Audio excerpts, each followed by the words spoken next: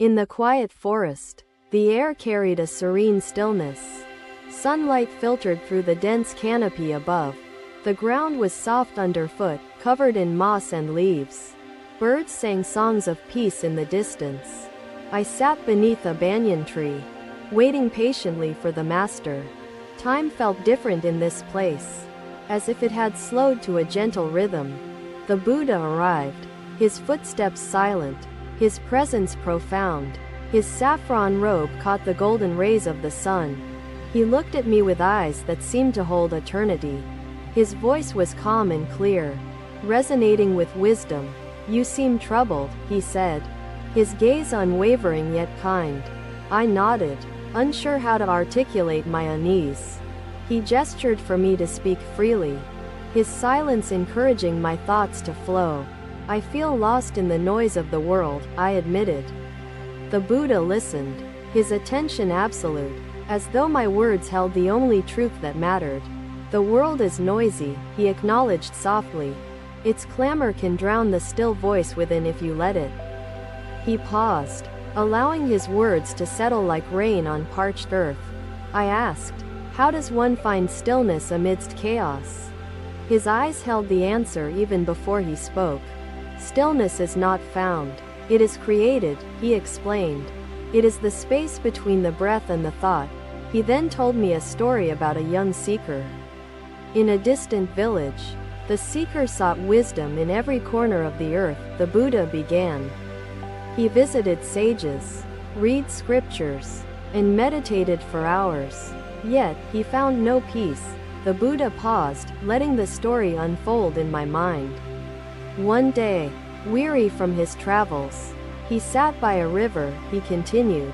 The water flowed gently, unhurried, unburdened by its journey. In the river's stillness, the seeker saw his reflection and finally understood. I was mesmerized, eager to grasp the wisdom within the tale. What did he understand? I asked, leaning forward. The Buddha smiled, his expression both simple and profound. He understood that stillness is not an absence but a presence, he said. It is the fullness of being, unclouded by distraction. The forest seemed to echo his words, as if nature itself affirmed his teachings. I felt a weight lift, replaced by a quiet clarity. Does this mean we must avoid the world to find stillness? I queried, seeking to reconcile the inner and outer realms. Not at all, he replied, shaking his head gently. The world is your teacher, not your enemy. Engage with it, but do not be consumed. His voice was firm yet compassionate, a guide pointing to the middle path. He looked at me intently, as if addressing my soul rather than my mind. To find stillness, begin with the breath, he advised. Breathe in, and feel the air fill your being. Breathe out, and release all that does not serve. I closed my eyes and followed his instruction, each breath a wave on the ocean of stillness. He remained silent, allowing me to experience the practice fully. In that moment, I understood the profound simplicity of his teaching. The wind whispered through the trees, harmonizing with the rhythm of my breath. Time seemed irrelevant, as if eternity had joined us. Stillness is a refuge, the Buddha said, breaking the silence gently. It is where truth reveals itself. He spoke of the balance between solitude and community, the dance between the inner and outer worlds. Standing alone does not mean isolation, he clarified. It is the strength to remain true to oneself amidst the currents of life. I asked, how does one cultivate this strength? His response was immediate, as though he had pondered this question for lifetimes. Practice, he said simply. Like a seed, it grows with care, patience, and consistency. He shared the analogy of a mountain, unshaken by the winds that buffet it. Be like the mountain, he urged, grounded, steadfast, and at peace. Let the storms rage, they cannot uproot your essence. As the sun began to set, its light painted the sky with hues of gold and crimson. The forest seemed to bow in reverence, as if it too sought the Buddha's wisdom. He rose, his presence as steady as the earth beneath us. Remember, he said, his voice lingering like a melody. Stillness is within you, always. You are never lost. He left, his figure merging with the shadows of the forest, leaving behind a trail of peace. I sat there long after he departed, the world around me both vast and intimate. His words echoed within me, each one a guidepost on the path of solitude. The forest grew darker, but my spirit felt illuminated. In that stillness, I understood the essence of standing alone, yet never being lost. The Buddha's wisdom had become a part of me, a light that would guide me through the noise of the world. The journey had just begun, but I felt ready. Another day, another journey. The Buddha walked through the vibrant streets of Shravasti. The marketplace buzzed with merchants and buyers. Spices filled the air with their distinct and heady aroma. Children laughed and played, weaving through the crowd like threads. Amidst the activity, a young merchant approached the Buddha, his steps hesitant yet determined. "Master, may I ask for your guidance?" The merchant began, his voice laden with uncertainty. The Buddha inclined his head slightly, inviting him to speak further. The man continued, "I am torn between ambition and compassion in my trade." He had endured his own trials of loneliness, nights where the darkness revealed the illusions binding him to suffering and desire. "Master," I asked, approaching his quiet refuge, "did you not feel despair in your solitude, even as you sought enlightenment?" Buddha turned to me, his expression serene yet profound, his eyes carrying the weight of truths beyond ordinary understanding. "It is not about control, but about service to others." The bustling sounds of the marketplace seemed to fade as the Buddha spoke, his words drawing in the man's focus completely. The Buddha then pointed to a mother bird perched on a tree, feeding her hungry chicks. "Do you see her?" he asked. "Her actions are not for her own gain, but for the well-being of her offspring." The merchant watched, the simple yet profound scene echoing the Buddha's wisdom. "When you lead with compassion," the Buddha continued, "you align your actions with the greater good. Compassion is the true compass." His analogy mirrored his earlier teachings, weaving threads of understanding that bound his lessons into a cohesive tapestry of wisdom. "Master," I asked further, "why do you retreat to solitude, even when surrounded by those who seek your guidance?" Buddha's gaze shifted to the distant mountains, his expression pensive as though contemplating answers rooted deep within his soul. "It requires strength to act selflessly." The Buddha shared a story about a generous king in a distant land. This king ruled not with an iron fist but with an open heart. He began, "When a famine struck, he opened his granaries to the people, ensuring no one starved. The tigress lingered in the minds of all, her image a symbol of sacrifice, compassion, and resilience etched within Buddha's words, even as silence enveloped the grove. Its echoes carried truths that resonated beyond time, sowing seeds of understanding and wisdom. Yet, he replied, "What use is a full granary in an empty kingdom?" His people flourished, and their loyalty to him was unshakable. The Buddha's eyes met the merchant's. "Compassion builds bridges stronger than fear ever could." The merchant nodded, the teachings seeding a new perspective in his heart. "But Master," he asked, "how can one remain compassionate in the face of betrayal or greed?" The Buddha looked to the horizon, his expression thoughtful yet serene. "Compassion is not a transaction. It is a way of being," he replied. "Expect nothing in return, and you will not be disheartened." He then pointed to the river flowing nearby, its current steady and unwavering. "A river gives water to all, asking nothing," he explained. "Even when polluted, it cleanses itself and continues to nourish life. Each droplet," Buddha observed, "exists briefly alone before merging with the river. Its solitude strengthens its eventual unity. But remember, Every drop of kindness you give shapes the ocean of humanity. His words resonated, their simplicity carrying a profound weight.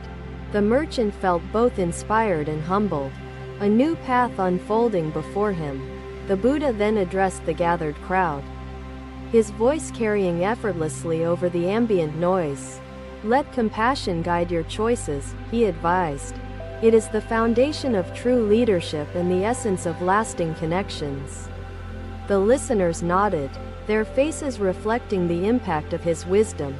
A farmer in the crowd spoke up, asking how to balance compassion with practicality.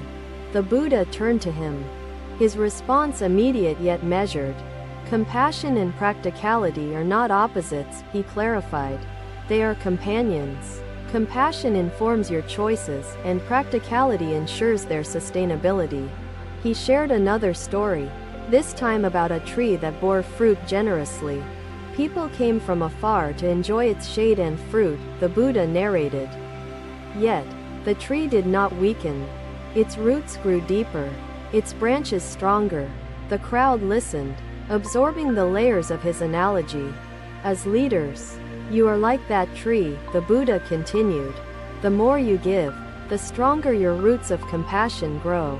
His words painted vivid imagery, making complex wisdom accessible and memorable for all present.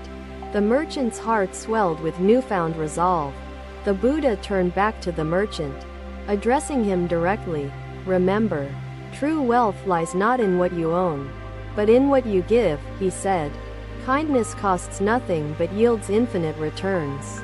The merchant bowed deeply, his gratitude evident in his gesture. As the Buddha resumed his walk, the crowd gradually dispersed, their spirits lifted by his teachings. The city seemed quieter, as though the marketplace itself had absorbed his wisdom. The merchant followed the Buddha for a short distance, then paused, watching him disappear into the distance. The lessons of that day stayed with the merchant, guiding him in his trade and life. Buddha turned toward the monastery's inner chambers, his footsteps quiet yet purposeful, a living embodiment of his own teachings. As he retreated to solitude, the disciples remained, their hearts and minds enriched by the clarity offered through his profound guidance. The rain began again, its rhythm now familiar, each droplet a reminder of the lessons found within the stillness of solitude.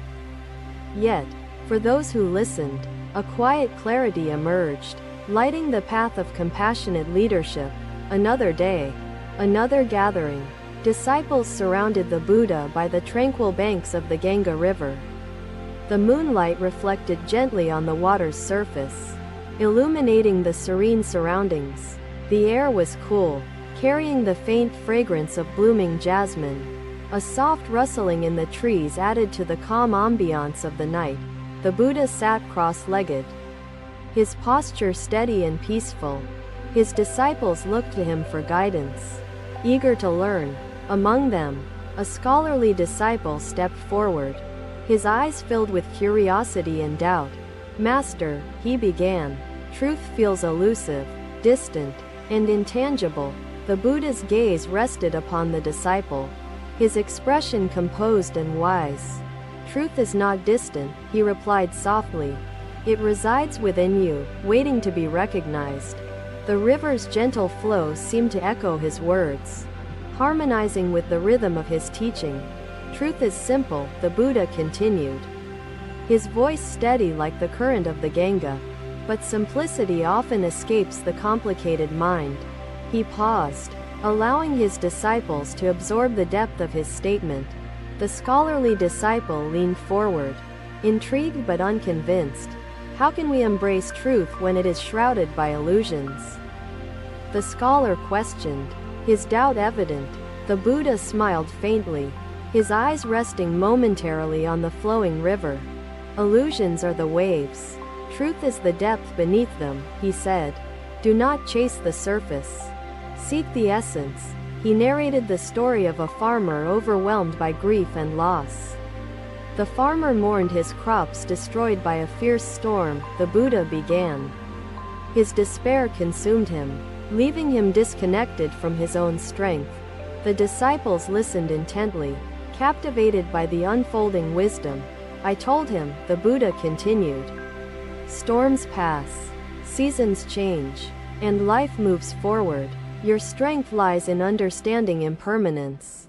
The scholarly disciple furrowed his brows, pondering the profound simplicity of the teaching. Master, does impermanence mean accepting suffering without resistance? He asked. The Buddha shook his head gently, his saffron robe catching the moonlight's glow. Impermanence reveals the fleeting nature of suffering and joy alike, he explained. Acceptance liberates. Resistance entangles. The river's flow seemed to quicken briefly. As if affirming his words, the Buddha shared another tale, this time of a fisherman who sought still waters to cast his net. He struggled in turbulent waters, the Buddha recounted, but in calm streams, he found abundance and peace. His voice carried the wisdom of nature. Simple yet profound. Truth is like the calm stream, the Buddha clarified. It appears when you let go of turmoil and embrace stillness. The scholarly disciple nodded slowly, his initial skepticism replaced by quiet contemplation. The moonlight shimmered on the water, illuminating the quiet revelation. A younger disciple raised his hand hesitantly, seeking permission to ask a question. The Buddha acknowledged him with a subtle nod. Master, is truth the same for everyone? The young man queried, his voice trembling slightly. Truth is universal yet unique in its perception, the Buddha answered. It is the constant flow, shaped by individual understanding. His response seemed to resonate deeply, bridging the gap between individuality and universality. The disciples exchanged thoughtful glances, inspired by the depth of his teaching. The Buddha then gestured toward the horizon, where the faint outlines of distant hills could be seen. The hills remain steadfast, he said, even as their shapes appear to change under different lights. His analogy painted a vivid picture, making the abstract tangible. The scholarly disciple asked again, Master, how do we distinguish truth from falsehood? His voice carried both hope and apprehension. The Buddha replied, falsehood vanishes under scrutiny. Truth endures, unaltered by doubt. He looked to the moon, its light constant despite shadows below. He narrated a story of a tree weathering the harshest storms without breaking. Its roots grounded it, unshaken by external forces, the Buddha said. Truth is the root, illusions are the falling leaves. The disciples contemplated his words, feeling a deeper connection to their own journeys. The Buddha continued, addressing all present. Embracing truth requires courage, for it often challenges comfort and familiarity. His voice carried wisdom unburdened by judgment, welcoming vulnerability in the pursuit of growth. The river flowed steadily, mirroring the continuity of his teachings. A gentle breeze swept through, stirring the leaves and carrying the aroma of the earth. Truth liberates, the Buddha said, but liberation is not without effort. Effort without attachment leads to discovery. His eyes seemed to reflect the infinite expanse of the night sky. The disciples sat in silence, their minds absorbing and unraveling the profound wisdom. The scholarly disciple bowed his head, acknowledging the transformative impact of the teachings. Master, he said softly, I feel closer to understanding, though the path feels vast. The Buddha's gaze softened, his smile kind and knowing. The path to truth is infinite, he replied. Each step is a revelation, not a destination. He rose slowly, his movements deliberate and unhurried, embodying the stillness he spoke of. The disciples watched as the Buddha walked to the riverbank, his figure illuminated by the moonlight. He bent down to touch the water, his hand connecting briefly with the gentle current. Like this river, he said, truth flows, eternal and unwavering. The moonlight grew brighter, casting silver light across the tranquil scene. The disciples felt an inner stillness, mirroring the serenity around them. The Buddha's teachings remained with them, echoing like the river's perpetual flow. As the night deepened, the disciples slowly dispersed, each carrying the light of truth within them. The scholarly disciple remained for a moment longer, gazing at the river. He understood now that truth was not elusive but ever present, waiting to be embraced. The Buddha's words resonated, timeless and universal, guiding those who listened with open hearts. The Ganga continued its journey, a symbol of the eternal flow of wisdom and truth. Another day would come, but this moment would linger forever. Their light travels through time, a testament to impermanence. His reflection on the stars brought a sense of wonder, connecting the cosmic and the personal. Thank you for watching. Buddha's teachings are always with you. Subscribe to our channel and we will see you in the next video.